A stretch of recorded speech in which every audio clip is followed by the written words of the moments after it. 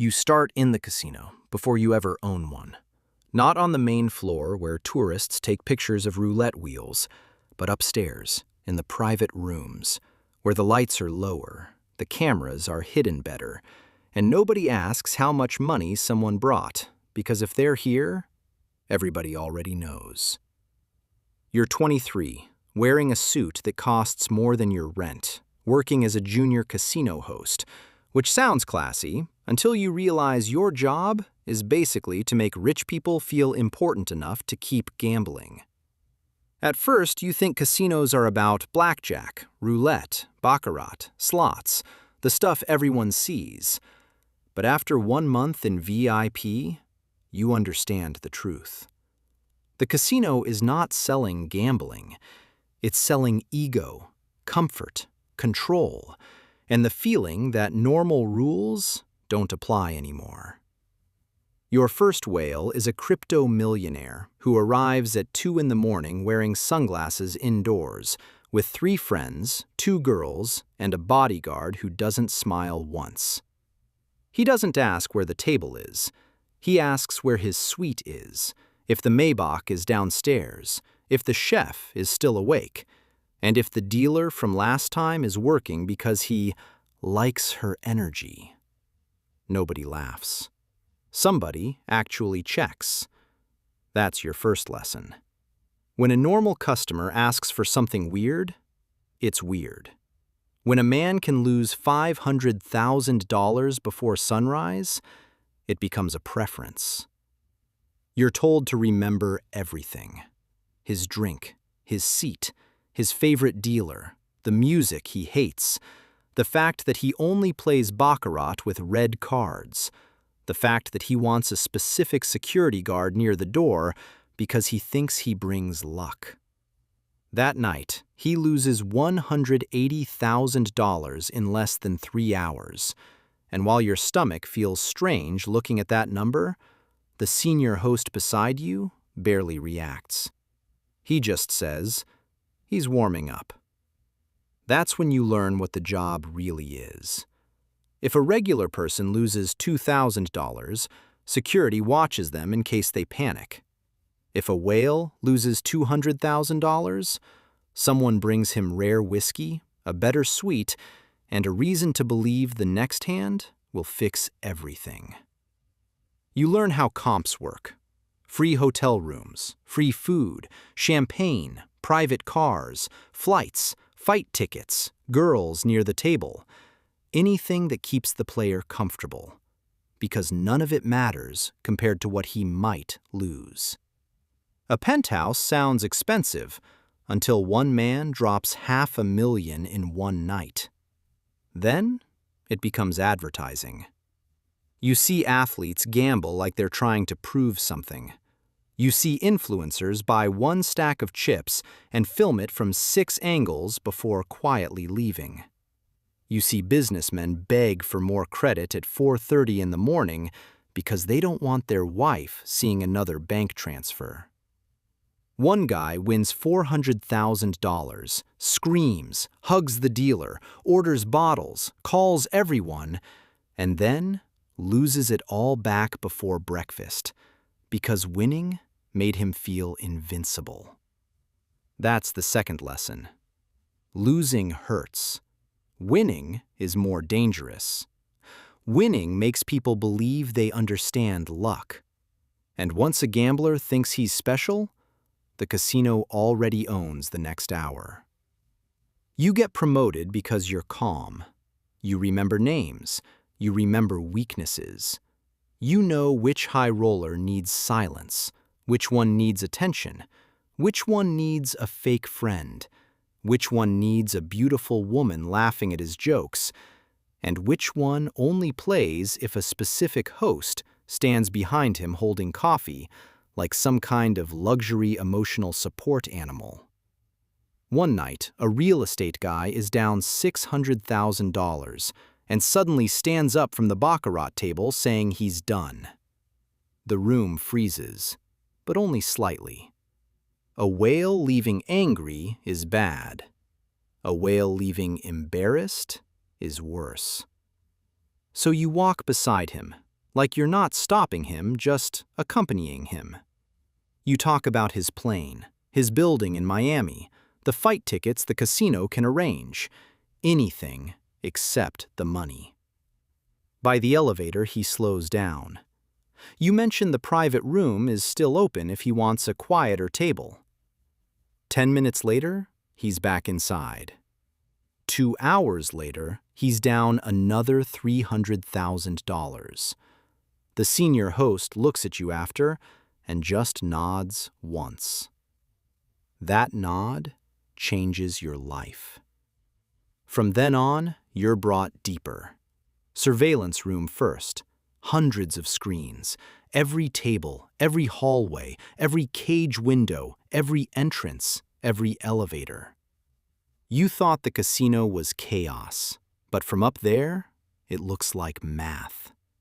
They know who counts cards badly, who signals across the table, who drinks faster after losing, who bets bigger when a girl is watching, who is about to explode before he even says anything.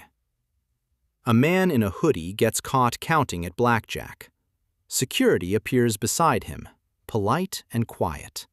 No scene. He leaves thinking he got away clean. He didn't.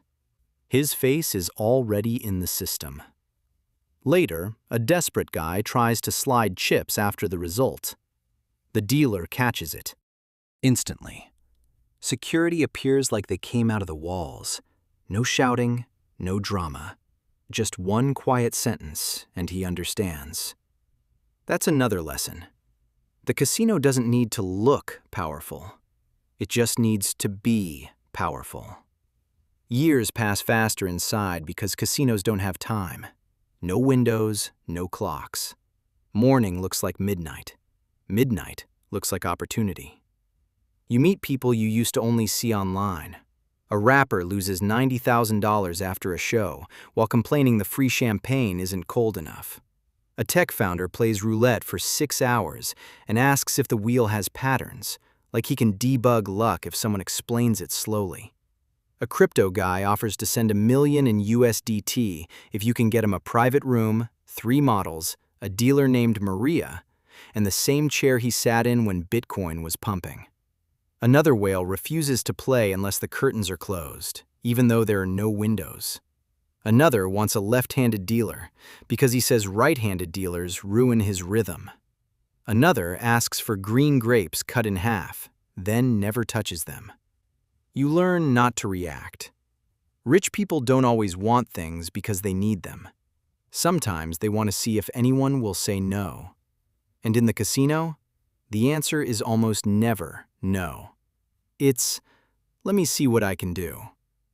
Eventually, you're not just hosting players anymore. You're managing the people who manage them. You have younger hosts under you, drivers on call, chefs awake at 5 a.m., security who listen when you speak, and hotel managers who can open suites that were fully booked 5 seconds ago. The owner notices you because you make people stay. That's the real skill. Not charm, not sales. Retention. A casino owner doesn't care if a whale likes you. He cares if the whale comes back. One night, after a shipping billionaire loses $1.2 million and thanks you for the hospitality, the owner invites you upstairs. His office is quiet. Dark wood, soft carpet, and a view of the casino floor through tinted glass. He tells you the first rule. Never think like the player. Think like the building. After that, you see everything differently. The lights, the carpets, the free drinks, the hallways, the restaurants placed deeper inside, the exits that never feel close, the chips that stop feeling like money once they leave the cage. Everything is designed to separate people from time, then caution, then whatever number they promised themselves they wouldn't cross. You don't become a casino owner overnight. You start with a stake in a private gambling lounge, the kind of place where everybody knows someone and nobody posts anything. Poker first, then baccarat, Then high-stakes weekends where the buy-in alone would change most people's year. You bring what you learned.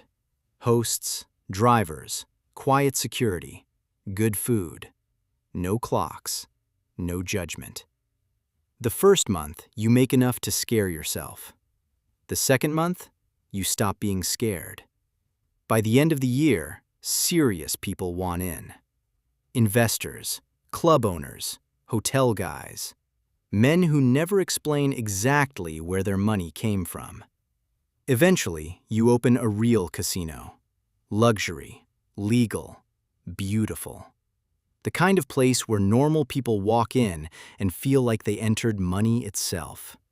Marble floors, red lighting, private elevators, restaurants with menus nobody reads because the real clients order off-menu anyway. Opening night looks unreal.